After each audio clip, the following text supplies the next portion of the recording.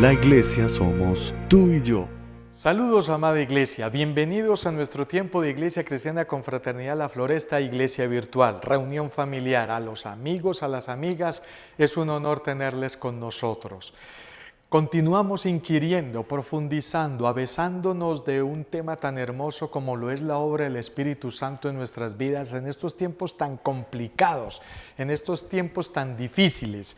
Y hay una pregunta de fondo para los creyentes, los cristianos, los evangélicos, los teólogos. ¿Qué es un avivamiento? ¿Cómo se logra un avivamiento? ¿Cómo se sostiene un avivamiento? Quiero responder esas preguntas en los próximos 20 minutos, no te lo pierdas. Y vamos a ver los 4 avivamientos de la historia humana. Y es Habacuc 3, 1 al 6 quien va a inspirar nuestra charla en esta hermosa oportunidad. Leo en favor de ustedes, dice así el texto sagrado. Oración del profeta Habacuc sobre Sigionot. Oh Jehová, he oído tu palabra y temí. Oh Jehová, aviva tu obra en medio de los tiempos. En medio de los tiempos hazla conocer. En la ira, acuérdate de la misericordia. Dios vendrá de Temán. Y el santo desde el monte de Parán, su gloria cubrió los cielos y la tierra se llenó de su alabanza y el resplandor fue como la luz. Rayos brillantes salieron de sus manos y allí estaba escondido su poder. Delante de su rostro iba mortandad y a sus pies salían carbones encendidos. Se levantó y midió la tierra, miró e hizo temblar las gentes.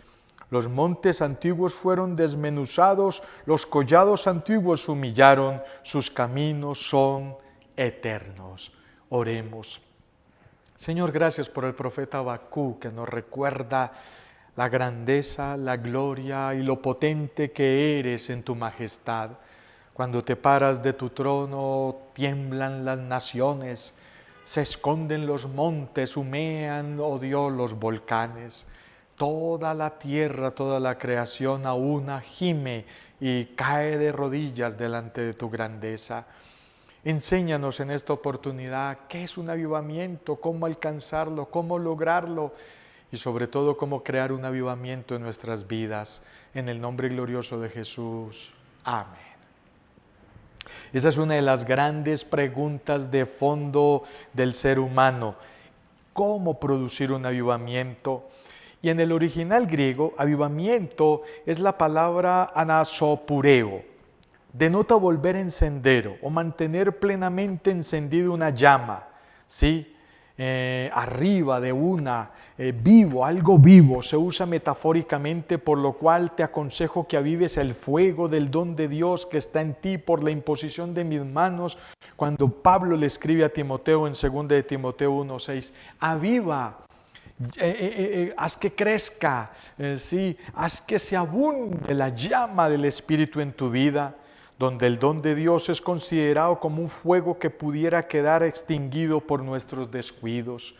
La llama del fuego del Espíritu Santo, como puede crecer por el combustible que le echamos, puede menguar por el pecado que le aplicamos, ¿sí? Vamos a mirar 4 grandes avivamientos en la historia humana. El primero de ellos, el avivamiento en el Sinaí. Éxodo 19, 16 al 19 dice así el texto sagrado. Aconteció que al tercer día, cuando vino la mañana, vinieron truenos y relámpagos y nubes sobre el monte y sonido de bocina muy fuerte, y se estremeció todo el pueblo que estaba en el campamento. Y Moisés sacó del campamento al pueblo para recibir a Dios, y se detuvieron al pie del monte. Todo el monte Sinaí humeaba, porque Jehová había descendido sobre él en el fuego, y el humo subió como el humo de un horno, y todo el monte se estremeció en gran manera.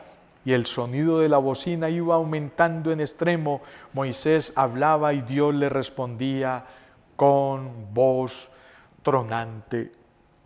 La entrega de los 10 mandamientos es lo que está describiendo aquí el texto de Éxodo. Cuando Dios le dice a Moisés, ven porque te voy a entregar las tablas de la ley, te voy a entregar los mandamientos. Estamos enseñados a que fueron 10 mandamientos, pero básicamente fueron un promedio de 613 mandamientos que cubrían toda la vida de Israel, en todo sentido. La vida humana, la vida familiar, la vida social, la vida política, la vida religiosa, hacer obra social. 613 mandamientos. Lamentablemente a nosotros nos llegan solo 10 y a duras penas conocemos 2. Amar a Dios sobre todas las cosas y al prójimo como a sí mismo. Y ni siquiera esos 2 somos capaces de guardarlos. Pero ese avivamiento en el Sinaí, en medio de la nueva relación de Dios con el pueblo de Israel, se empezó a fundamentar en el respeto y el temor de santidad ante su Creador y Liberador. Ese monte Sinaí, mientras Dios descendió sobre él, ardía como volcán. El pueblo aprendió respeto, el pueblo aprendió sujeción, el pueblo aprendió a estar de rodillas delante de una presencia perfecta como era la presencia del Padre en medio del Sinaí. El pueblo necesitaba un liderazgo de calidad como el de Moisés y Aarón, para servir de intermediarios entre la santidad de Dios y el pecado del pueblo. Aquí estamos viendo algunos elementos de un avivamiento. Número 1, la palabra de Dios fluía entre creación y creador. Número 2, el respeto de la creación por el creador. Número 3, se necesitaba liderazgo para que ese avivamiento fluyera y continuara. El primer avivamiento tiene su razón de ser y fundamento en comprender la palabra de Dios por medio de repetir, escribir y meditar los estatutos y mandamientos bíblicos. Esas son 3 características tremendas, porque a falta de 2 mandamientos, 10 o 613, lo que Dios le dice a Moisés que le diga desde el Sinaí al pueblo es: repite estas palabras. ¿Sí? Escribe estas palabras, medita estas palabras. Se necesitaba respeto con el Creador, fluidez de la palabra de Dios, líderes que sostuvieran dicho avivamiento. Y así tenemos frente a nosotros el primer avivamiento sobre la tierra. Relación del Padre con el pueblo de Israel en el monte Sinaí como testimonio. Segundo avivamiento que encontramos en la palabra de Dios, que podemos reportarlo como avivamiento, el avivamiento en Pentecostés. Hechos 2, 1 al 6. Cuando llegó el día de Pentecostés estaban todos unánimes juntos y de repente vino del cielo un estruendo como de un viento recio que soplaba, el cual llenó toda la casa donde estaban sentados, muy parecido al monte Sinaí. Y se les aparecieron lenguas repartidas como de fuego, asentándose sobre cada uno de ellos. Y fueron todos llenos del Espíritu Santo y comenzaron a hablar en otras lenguas según el Espíritu les daba que hablasen. Moraban entonces en Jerusalén judíos, varones, piadosos de todas las naciones bajo el cielo. Y hecho este estruendo, se juntó la multitud y estaban confusos porque cada uno les oía hablar en su propia lengua. Trasfondo de este hecho histórico. Después de que sucedió el tiempo allí, como Israel guardaba tipo abril su Pascua, sus fiestas preciosas, cuando ya Cristo muere en la cruz, que paralelamente está el sumo sacerdote en el templo sacrificando un corderito por la Pascua, ¿sí? Cada vez, una vez al año, Cristo muere en la cruz, el corderito muere al mismo momento. A los 50 días era el Pentecostés, la fiesta israelita. ¿Y qué se celebraba en esa fiesta? Que el pueblo recibió en el Sinaí la palabra de Dios. Pues el Espíritu Santo escoge esa fiesta para llegar sobre la iglesia de unos 120 discípulos aproximadamente que estaban en el aposento alto, para depositarse en sus vidas como lenguas de fuego y traer la palabra de Dios a sus vidas. Los israelitas están celebrando la fiesta de las semanas, que incluye el día 50 de Pentecostés, donde se recuerda la entrega de los mandamientos para el pueblo en el Sinaí. Mire los elementos: respeto por el Creador. Dice que era un viento que producía temor. Dice el texto que es un gran estruendo, un estruendo que los hizo tener temor. Lenguas de fuego como pasaba en el Sinaí, que también había fuego y temblor y de todo en el Sinaí.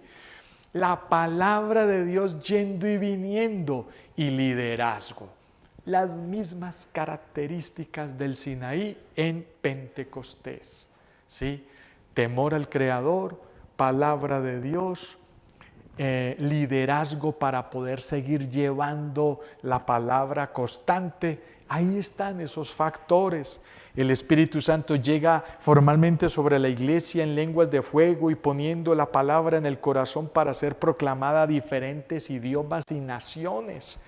Es interesante que Pedro nos recordaba todo lo que habló con Jesús, pero cuando el Espíritu Santo llega sobre Pedro, le recordó todo.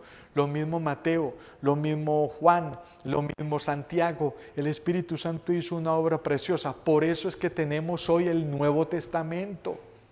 Por eso, porque la palabra de Dios fluía, el temor al Creador fluía y el liderazgo fluía para un gran avivamiento. Mire qué diferente un avivamiento bíblico a los avivamientos que tenemos hoy en día manipulados, forzados y esos montajes donde avivamiento es dizque hablar en lenguas, donde avivamiento es dizque ayunar 40 días o 41 días para ganarle a Moisés y ganarle a Jesús, donde avivamiento es llegar a la iglesia con el carro último modelo más costoso para que vean que hay un avivamiento en mi vida, o comprar la casa más costosa para demostrar que Dios sí está conmigo y no con el pobre que vive en estrato 1 o 2. Unas ideas locas, unas ideas lisonjeras, unas ideas feas, horribles de un avivamiento. Nosotros no sabemos realmente qué es un avivamiento como iglesia. Lamentablemente por eso casi no se han vuelto a dar. Lamentablemente por eso casi no hemos hecho estruendos con la palabra de Dios para que pueblos, naciones, países, ciudades se conviertan al cristianismo. El Espíritu Santo no hace acepción de personas y personas humildes como Pedro son un instrumento para proclamar las buenas nuevas de salvación y hacer señales y milagros como fue su primer discurso evangelístico y pastoral.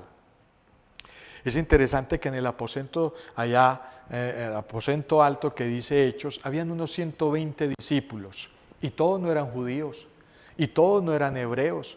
Ahí habían griegos, ahí habían de diferentes nacionalidades. Y dice que el estruendo, el sonido, las lenguas de fuego, el Espíritu Santo les dio un don sobrenatural de hablar idiomas que no conocían. Y como en esa época, en esa fiesta de Pentecostés había tanta gente de todas partes de Asia, comenzaron a escucharlos. ¿Y este por qué habla mi idioma? Si yo soy el único que lo sé, y aquel por qué habla mi idioma. Y eso hizo que todos ellos empezaran a moverse hacia los lugares de los idiomas que estaban hablando y comenzó el gran avivamiento de la proclamación, la evangelización y la profetización de la palabra de Dios. Eso es un verdadero avivamiento. ¿Sí? Miremos esas variables. Temor al Creador.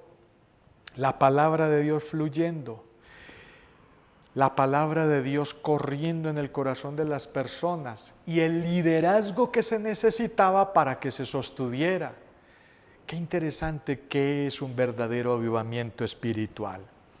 Ahora alguien dirá, no, pero es que eso suena muy bíblico, eso suena muy sobrenatural, eso suena muy por allá.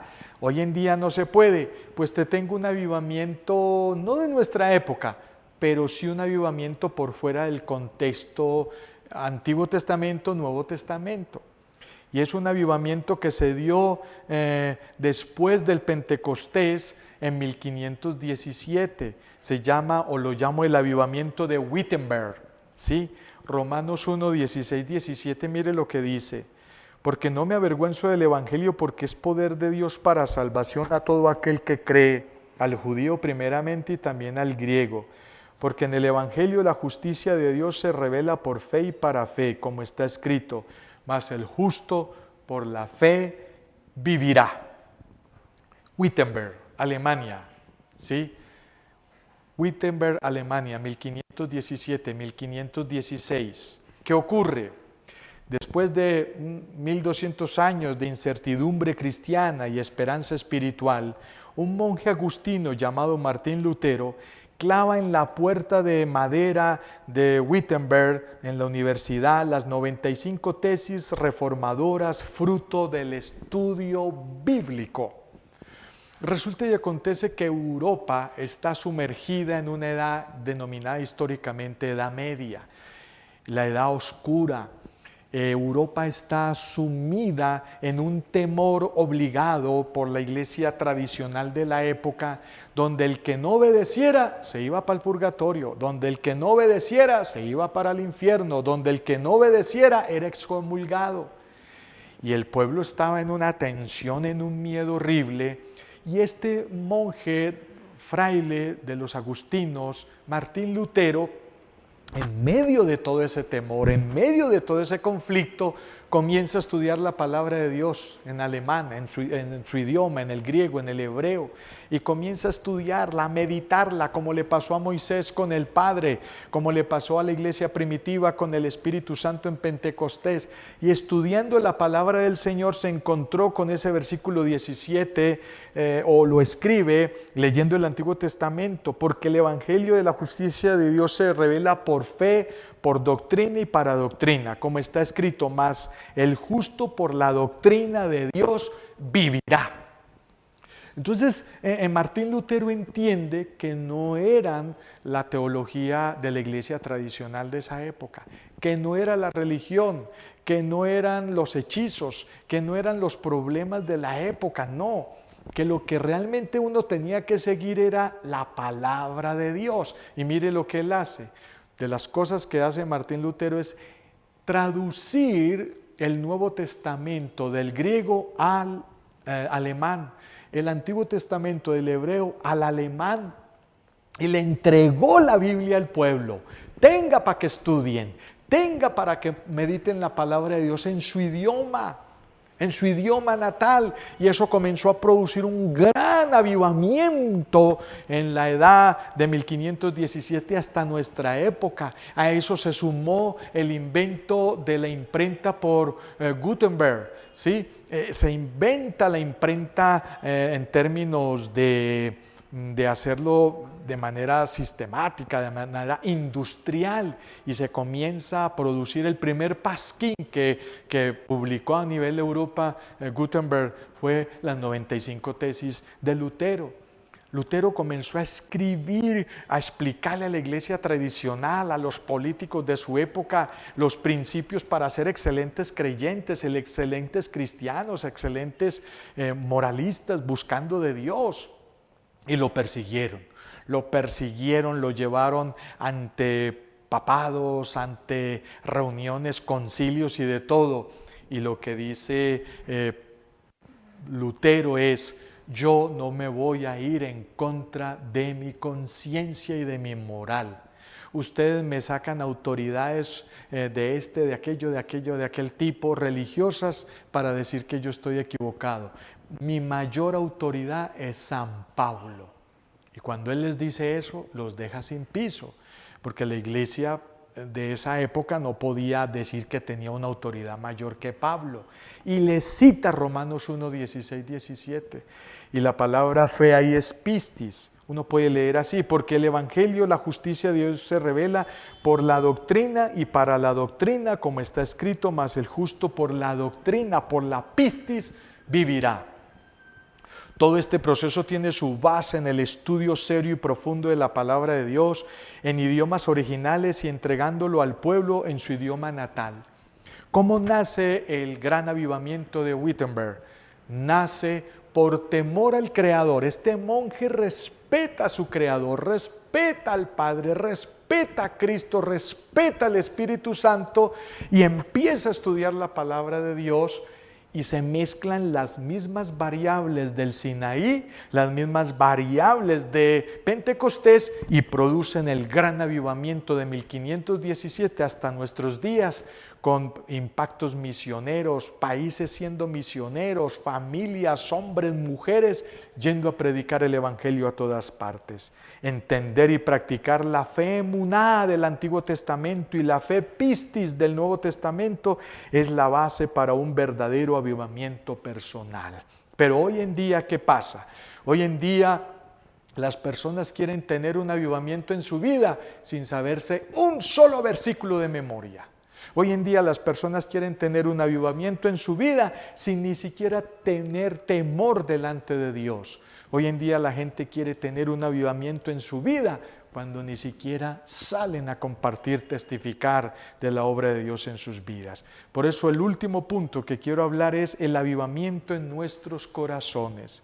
Segunda de Timoteo 1, 4 al 11 dice: deseando verte al acordarme de tus lágrimas para llenarme de gozo, le dice Pablo a Timoteo, trayendo a la memoria la fe no fingida que hay en ti, la cual habitó primero en tu abuela Loida y en tu madre Eunice, y estoy seguro que en ti también. Por lo cual te aconsejo que avives el fuego del don de Dios que está en ti por la imposición de mis manos, porque no nos ha dado Dios espíritu de cobardía, sino de poder, de amor y de dominio propio. Por tanto, no te avergüences de dar testimonio de nuestro Señor, ni de mí, preso suyo, sino participa de las aflicciones por el Evangelio según el poder de Dios. ¿Cómo lograr un avivamiento en nuestros corazones? Respondamos esa pregunta. En nuestro día se debe revisar con profunda seriedad cristiana qué es un avivamiento verdadero. Y como les digo, un avivamiento verdadero pasa por el temor al Creador, pasa por conocer la palabra de Dios y pasa por un liderazgo que la quiera compartir. Si Timoteo deseaba empezar un avivamiento, tenía que recordar lo que aprendió de la palabra por su abuela y madre, es decir, con su familia. Yo creo y puedo profetizar y puedo asegurar y afirmar, un verdadero avivamiento empieza en los hogares, en las familias, en el seno hogareño, como le pasó a Timoteo con su abuela y su mamá. Hoy en día hay muchos cristianos cobardes que esconden y contristan los dones que Dios les ha dado al no dar testimonio. ¿Cómo vamos a tener un avivamiento hoy en día si no hay temor a Dios? Si la palabra no se conoce y no hay liderazgo que la extienda, ¿cómo vamos a lograrlo? Un verdadero avivamiento no se avergüenza de su Redentor, Maestro y Protector, sino que da testimonio con todas sus fuerzas. Queremos un avivamiento en Colombia, queremos un avivamiento en nuestras ciudades. Bueno, pongamos en práctica estos 3, 4 principios que estuvieron en el Sinaí, que estuvieron en Pentecostés, que estuvieron en Wittenberg. ¿Cuáles? Temor al Creador, conocimiento bíblico y liderazgo para extender ese conocimiento bíblico a las naciones. ¿Cómo está ese avivamiento en tu vida y en mi vida? Volvamos a las sendas antiguas, vamos a concluir. Cristo nos enseñó que somos la luz del mundo.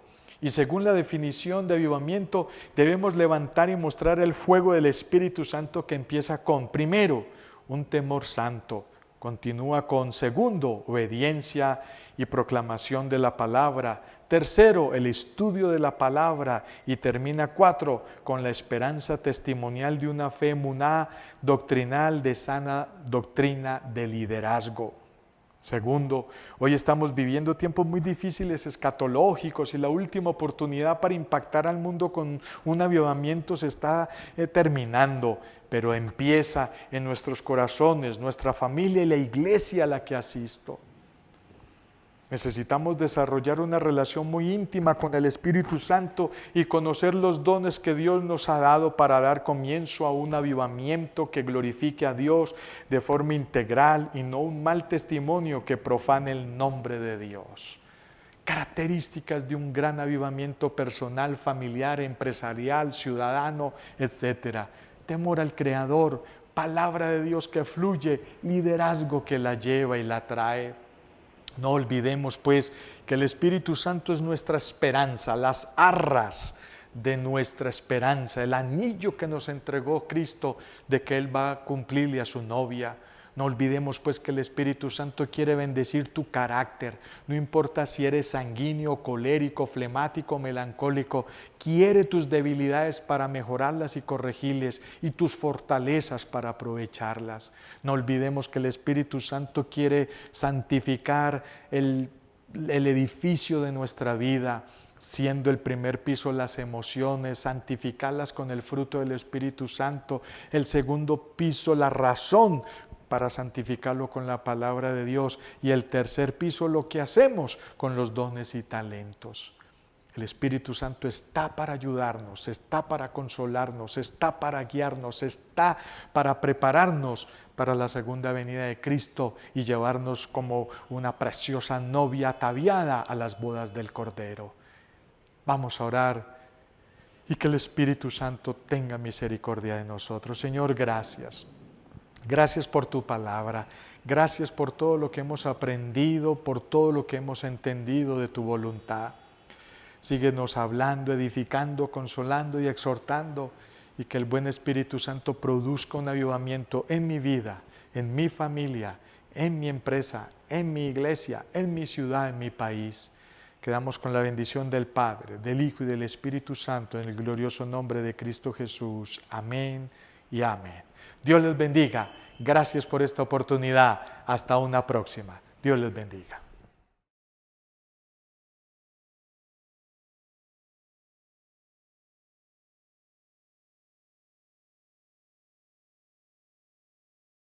Confraternidad La Floresta.